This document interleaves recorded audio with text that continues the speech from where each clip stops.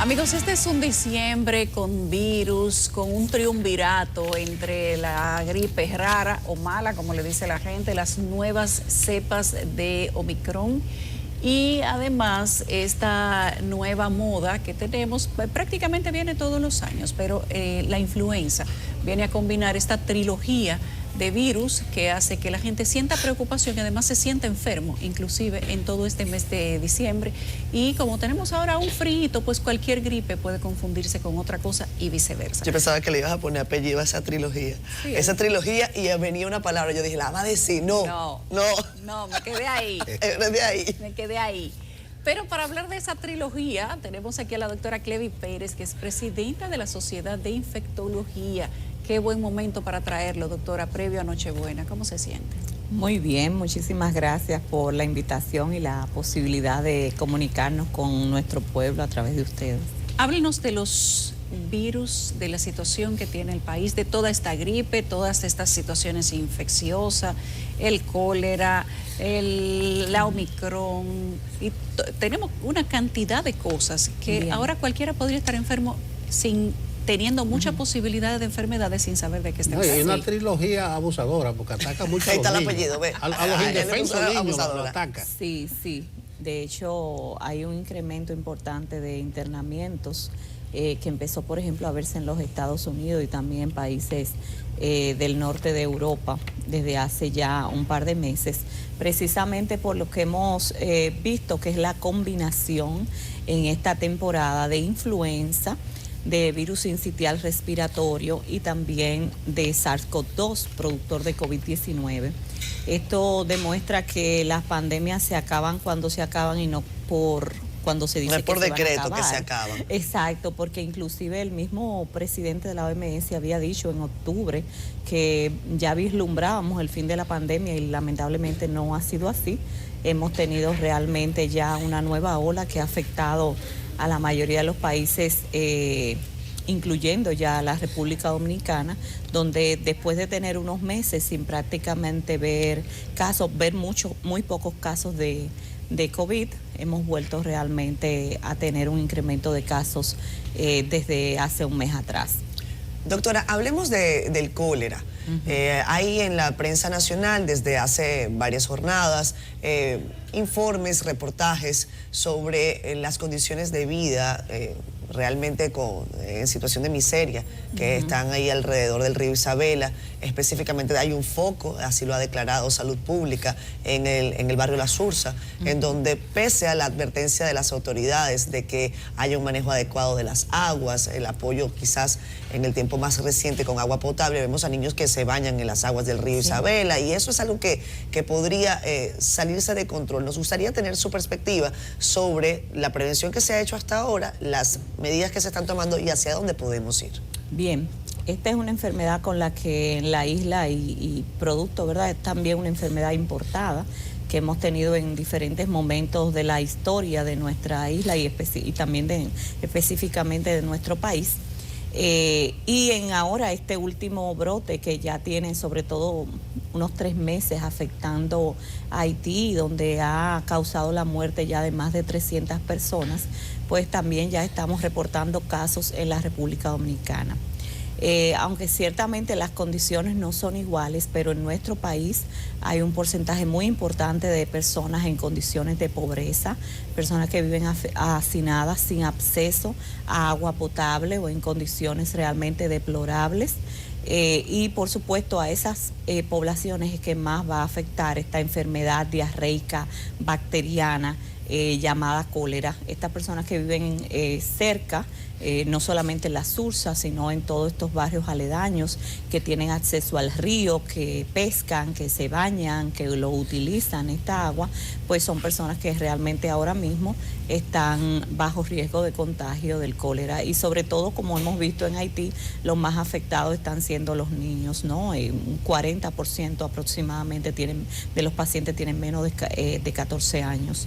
Entonces, pues esto hay que tenerlo en cuenta porque es una enfermedad que puede causar una deshidratación muy importante. En cuanto a las medidas de prevención, realmente es eso, es que nos está dando en la cara, ¿no? De una sociedad con profundas inequidades, con falta de acceso a servicios básicos, nos está dando en la cara la situación y básicamente puede haber cosas a corto plazo que son campañas en estas áreas, la administración, ¿verdad? De químicos, ¿no? Como el cloro para la potabilización del agua, campañas de educación, etcétera, pero ya a largo plazo pues tenemos que buscarle una solución como que en el 100% de los hogares haya acceso a agua potable. Claro. Doctora, yo tengo niños chiquitos como nietos, claro. Sí. Varios niños. No, porque esta vez me miran. No, quién sabe, puede tener. Como nietos. Sí. Y no sé si esta confluencia de virus, esta tripleta, tiene algo de especial, porque yo creo como que dura más de la cuenta. En los niños, uno va a la farmacia, la otra vez tiene que ir a emergencia. ¿Ustedes están viendo algo en particular o las recomendaciones? Estamos viendo incluso mucha gente que sale de uno y viene con otro. Estamos viendo pacientes, por ejemplo, que los vimos hace poco con una influenza y ahora vienen con COVID o ahora vienen con virus sincitial. Es decir, los niños uno piensa que es la misma gripe que se ha mantenido. Cuando empieza a mejorar, esa es la sensación que uno tiene. Sí, hay varias situaciones, porque el mismo virus, por ejemplo, de la influenza, tiene la característica de que al afectar los neumocitos, el epitelio respiratorio, cuando ya ha afectado tantas células y empieza a reepitelizarse el árbol respiratorio, si todavía quedan virus viables, infectan a las células nuevas que han ido surgiendo. Entonces, por eso la gente a veces tiene la sensación con la gripe de me volvió la gripe. Claro. Pero no es que te volvió, el mismo virus que estaba ahí ya no tenía más células que infectar, pero al repitalizarse entonces invade nuevas y entonces también eso contribuye a que los síntomas vuelvan y se sientan con más intensidad. Pero sí que estamos viendo, y yo en particular puedo decirlo, que hemos visto pacientes con un virus y luego entonces poco tiempo después con otro virus, diagnosticados con métodos moleculares como los paneles respiratorios, o sea que confirmados realmente. Que ahora se han hecho muy populares los paneles respiratorios, porque ya la gente a veces tiene una, pero también puede tener 3 cosas al mismo tiempo. Claro. Y esto se ha hecho un poco popular. ¿Cómo y cuándo usted debe hacerse un panel respiratorio? ¿Cómo uno debe sentir una alerta para entender que lo que siente o tu niño tiene o tu familiar tiene ya no es una simple gripe? Sí, mira, realmente los paneles respiratorios tendrían una gran ventaja y es hacer el diagnóstico etiológico, porque si ya se sabe que es un virus, por ejemplo, lo que está produciendo fiebre y tos, por decir algo, ya no se van a utilizar inadecuadamente los antibióticos. O sea, por ejemplo, en la población pediátrica es muy frecuente el uso abusivo de antibióticos pensando que es una enfermedad bacteriana y en realidad es viral, con todas las consecuencias que trae el abuso de los antibióticos. Por cierto, el panel respiratorio no lo cubre el seguro. No, entonces, a eso iba. Entonces, claro, sería bueno poder hacerlo en la mayoría de los casos, sobre todo para eso, para evitar el uso de abusivo de antibióticos, porque muchos de estos virus son autolimitados, no suelen, muchos de ellos como los rinovirus, no suelen asociarse con frecuencia a complicaciones, sino que son una enfermedad autolimitada, va a pasar y no hay que dar ningún manejo especial. Sin embargo, lamentablemente muchas veces estas personas o estos niños son expuestos a medicamentos innecesarios. Entonces lo ideal sería que tuviéramos acceso. El problema es el costo, ¿no? El costo, como bien decías, las aseguradoras no cubren estas pruebas, son caras y muchas veces inaccesibles para las familias. Sabemos que en nuestro país hay un gran gasto de salud de bolsillo pero que muchas familias no pueden hacer este tipo de pruebas que cuestan miles de pesos para lo que se puede ver como una simple gripe, ¿de acuerdo? O una simple infección de vías respiratorias superiores. Entonces tendríamos que pensar qué conviene más, si realmente hacer un diagnóstico etiológico, si hacer esta prueba de forma más masiva y que eso abarate los costos de hacer dichas pruebas. Y limitar entonces el uso inapropiado de medicamentos. Entonces, cuando se toman decisiones a nivel de salud también hay que pensar en eso, que no es solamente el costo de la prueba en sí, sino los costos que evita realizar esta prueba a tiempo. Doctora, A ver, no quiero salir del asunto del agua y del cólera, porque normalmente cuando damos cobertura periodística a los casos de cólera, de una manera u otra, enfocamos nuestra atención a comunidades vulnerables. Sin embargo, no es un mito que en la República Dominicana las aguas tienen una condición no necesariamente óptima. Y me gustaría saber cuál es el riesgo de personas que no necesariamente están viviendo en situación de vulnerabilidad de contraer no solo cólera, sino otras enfermedades infecciosas relacionadas a la mala calidad del agua. ¿Y qué podemos hacer? Claro, claro, es así. O sea, nosotros permanentemente nos vemos viendo casos de otras infecciones gastrointestinales, tanto infecciones parasitarias como infecciones bacterianas, por ejemplo, por salmonela. También los paneles gastrointestinales han mejorado mucho el diagnóstico etiológico de las causas de gastroenteritis infecciosas. Entonces, esas enfermedades se ven a todos los niveles. Yo, por ejemplo, recuerdo hace un par de años que me tocó tratar un brote importante de salmonela de gente que habían acudido a una boda en un hotel muy bien, por así decirlo, sí, claro, ¿no? De mucho prestigio. O sea que en donde quiera pueden ocurrir este tipo de infecciones, ¿no? Y de maltratamiento del agua y de los alimentos. Pero claro está, son enfermedades que se relacionan más a la pobreza, al hacinamiento, a la vulnerabilidad, pero pueden ocurrir en cualquier segmento pero por ejemplo, de la yo población. le digo algo. Ayer yo tenía una conversación, incluso lo puedo decir con mi suegra, que ella me decía, yo agarro el agua del grifo para hacer el café. Porque bueno, igual va a hervir. Yo decía, bueno, ya yo me he acostumbrado hasta por precaución a hacerlo con el agua de botellón o con el agua del filtro. Sin embargo, sobre eso hay algunas teorías. Hay gente que, por ejemplo, le gusta lavar las carnes y utilizan cítricos. ¿Cuál es la recomendación desde el punto de vista de las infecciones? Realmente lo más importante en los alimentos es evitar la contaminación cruzada. Por ejemplo, y claro, esto también se dice de una forma, pero hay que ver en la cocina y las condiciones que vive mucha gente. Muy importante para estos días que la gente anda en cocina. Deberíamos, donde, por ejemplo, manipulamos las carnes, no se supone que debería manipularse los vegetales. Deberíamos lavarnos las manos después de manipular las carnes y antes de los vegetales, o hacerlo en sentido inverso. Deberíamos también, por ejemplo, cocer bien las carnes, sobre todo la carne de pollo, que se asocia mucho a salmonela, a campylobacter. Es decir, que es importante evitar, ¿no?, la contaminación cruzada. En cuanto a los vegetales y las frutas, hay algunos que tienen mayor dificultad por su propia forma, tienen huecos, suelen acumular tierra, suelen acumular detritos, donde contaminan el alimento. Entonces es importante dejarle caer agua a chorro de forma abundante y lavar los vegetales. Se supone que esto debería ser suficiente. Sin embargo, pues mucha gente opta por dejar los vegetales un tiempo en agua clorinada, que no es que esté mal, pero bien decía, se supone que con lavarla con agua a chorro de manera enérgica es suficiente en el caso de las frutas y vegetales. Y luego comerlas de la llave. Se supone con agua a chorro se puede comer. Ajá, exactamente, lavarla con agua a chorro. Suponiendo que el agua de la llave... Exactamente, suponiendo que el agua de la llave esté en buenas condiciones, pero siempre uno tiene la desconfianza, aunque hay que decir... A mí me luce como... Yo tengo como una aprensión, y sobre todo cuando hay niños chiquitos en casa. Yo recuerdo cuando tenía a Gonzalo recién nacido, tomaba una ponchera y colocaba como todas las frutas y los vegetales adentro, le ponía 2, 3 goticas de cloro para tratar de higienizar, pero uno va perdiendo la costumbre. Claro, eso es lo que decía. O sea, se supone, y según las recomendaciones, que solo con lavarla con hacha. Con el café no hay problema. Mi suegra puede seguir haciendo el café con agua de chorro. Porque eso hierve.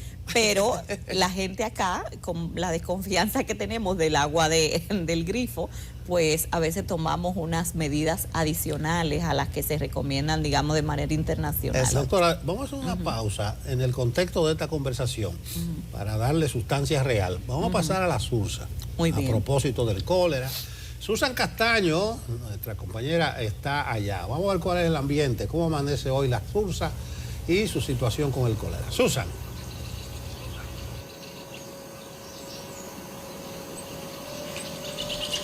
Hola, los buenos días para todo el equipo de Despierta con CDN y para todos nuestros amigos y amigas televidentes. Nos hemos trasladado hasta el sector capitalino de La Sursa, uno de los principales focos de propagación de lo que ha sido la incidencia de casos por cólera en el país, registrándose hasta el momento unos 6 casos en esta barriada, de los 8 que contabiliza la República Dominicana, a solo días para finalizar este año 2022. Pero para conocer cuál ha sido la intervención por parte de las autoridades del Ministerio de Salud Pública, vamos a conversar con el director municipal del Área 4 de Salud, Jesús Suardí, para que nos dé más detalles sobre cómo avanzan estos operativos en esta zona que ya lleva 2 semanas intervenidas desde la primera detección del caso.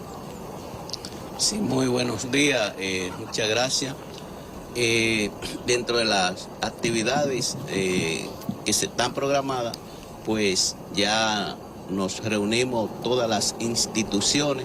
Precisamente hoy tenemos una reunión a las 11 en el ministerio, el equipo que se reunió aquí para este operativo, para rendir un informe de cómo van actualizándose las actividades.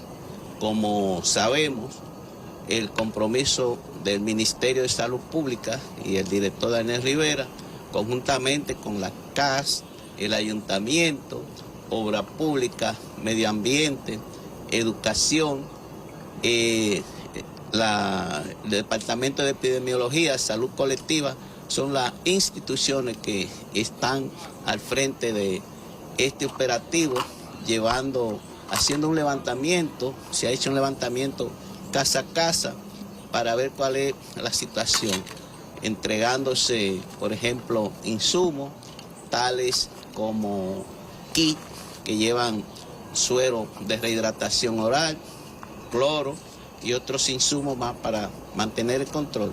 Las CAS, por ejemplo, ya ha instalado unos 8 tinacos para que la población se abastezca de agua potable directamente, en lo que se analizan los temas o propósitos a largo plazo. Doctor, adicional a esto, han habilitado 2 carpas móviles para brindar asistencia a los casos sospechosos que pudiesen presentarse en la zona. ¿Y si se han presentado en estas 2 semanas de operativo? Bueno, el Ministerio de Salud Pública sí instaló 2 carpas móviles de rehidratación para dar asistencia ante cualquier sospecha de nuevos casos que puedan surgir. Ahí tenemos un equipo de médicos y epidemiólogos, enfermeras y técnicos del área, donde también atendemos otras emergencias, pues también tenemos medicamentos como analgésicos, antihipertensivos, tenemos también medicamentos de nutrientes para las embarazadas, o sea que vamos a estar ahí dando asistencia permanentemente en estos 2 hospitales móviles para rehidratar cualquier persona que lo amerite antes de ser movilizado a otro centro. Precisamente este sector capitalino de La Sursa es dicha o es calificada como una zona vulnerable, ya que colinda con la ribera del río Isabela. Entonces, recientemente se detectó la presencia de la bacteria del cólera en estas aguas tras los estudios realizados. Sin embargo, vemos que las personas siguen utilizando este tipo de agua a pesar de la advertencia que han hecho. El problema del servicio de agua potable continúa siendo uno de los principales limitantes que quizás no van a permitir que ustedes avancen en los operativos e incidan en la nueva detección de casos. ¿Qué están haciendo de manera puntual para poder ofrecer ese servicio de agua potable? Ya que usted mencionaba que desde la casa se están facilitando tinacos, pero hay otras familias que quizás no le ha impactado esta medida. Bueno, hay una proyección de instalar unos 20 tinacos. Como se puede observar, ya hay varios. Ustedes saben que estos son 10 barrios que colindan con los ríos Osama e Isabela. Entonces, para ello se ha estado llevando educación. Hay un equipo de promotoras, enfermeras y médicos yendo casa a casa, orientando, entregando brochú, entregando cloro. Le entregamos a todas las organizaciones conjuntamente con el área unos 10 garrafones de cloro granulado.